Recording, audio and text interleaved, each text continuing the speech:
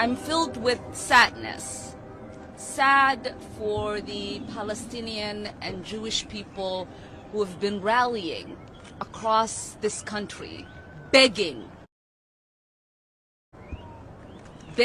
for their leaders to stand up for humanity. Not being able to be given the space to grieve the loss that they have experienced, and not being allowed to be represented by people who can see their love, their compassion, their interest in saving lives. I'm also saddened by the fact that 535 members of Congress could come together in one breath, fully condemn the horrors of what Israelis experienced. And that there is now only maybe few handful of them who could get to the point of saying, we condemn the slaughter of Palestinian children, of mothers, of fathers, of grandmothers, of grandfathers. Where is your humanity? How do you look at one atrocity and say this is wrong, but you watch as bodies pile up, as neighborhoods are leveled? Israel has dropped more bombs in the last 10 days than we dropped in a whole year in Afghanistan. Where is your humanity? Where is your outrage? Where is your care for people? How is it that we have a president who is talking about releasing hostages, who is talking about getting American citizens out of Israel, but could not get himself to say, I want to save and work to save the hundreds, thousands of Americans is stuck in Gaza? What is wrong with you? How is this possible? Wait, so is certain Americans' life important than another? Is the American that is living in Gaza less important than the one living in Israel? How is it that you're telling American citizens to go to the south of Gaza, but you can't tell Netanyahu not to bomb the south because there are Americans there? How is it that you are not condemning that Israel has bombed the crossing where humanitarian aid is supposed to get through Egypt, where we are asking our citizens to have safe passage? How is it that you continue to give lip service and hope for a negotiated humanitarian access when it's not happening? What is going on? How are we living this way? I want to say how insane and painful and scary it is to work and serve in a space where we have a member in our caucus say all Muslims are responsible for this, and not a single condemnation comes from our caucus leadership or any member of Congress. How is it that we are serving in a body where there are members who condemn us for asking for peace, for ceasefire? The most simplest thing. So many people across the world are calling for a ceasefire. So many leaders are calling for ceasefire. Over 65% of our own population here in the United States is calling for a ceasefire in the latest polling. What are we doing?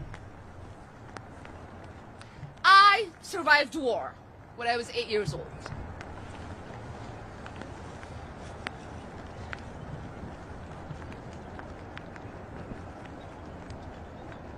I want you to picture this because it gets lost in all of the conversations, even when they interview people who are living under bombardment in Gaza. They do not ask questions that address their humanity.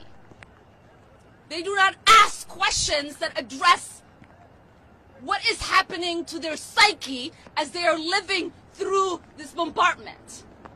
So I want to give you an image of what it feels like. Imagine sitting in your house, hearing the noise that announces that you might vanish at any given moment. Holding on to yourself, your family members, trying to get as close to the furthest wall as you can, because all you are hoping for is if that bomb drops in your house, that you can at least crawl out. I did that every night, every week, every month, repeatedly. 12 rockets fell on the house I lived in.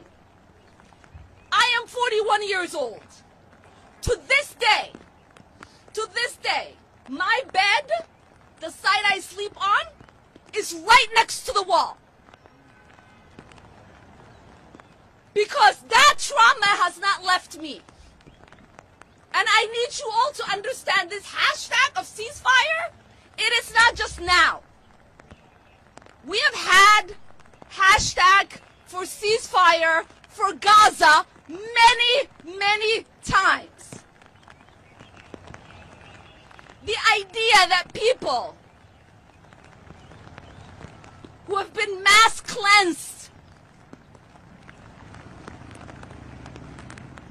in the Nakba, who have lived through occupation, blockade, multiple wars, millions of their people displaced, unable to visit their ancestral lands, who face continuous harassment, jailing, killing with impunity, cannot get the sympathy of lawmakers in this country who are responsible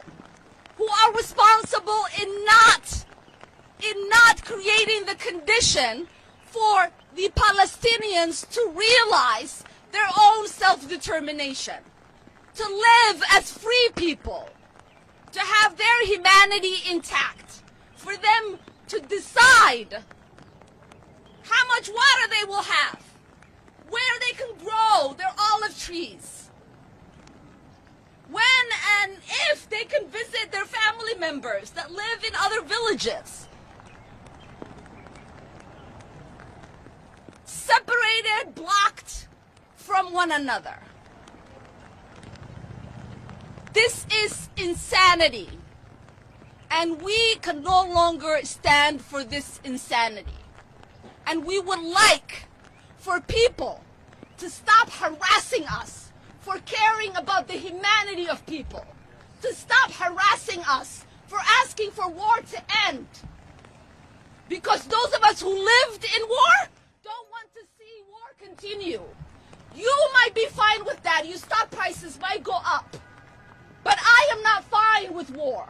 I am not fine with weapons being sent to kill children, like the ones I played with. I am not fine with that. So yes, you can threaten me, you can harass me, you can follow me around.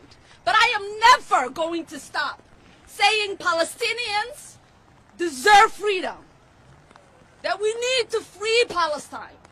And I am never going to stop saying that there is no way that we should allow in sending more bombardments to kill Palestinians. Thank you.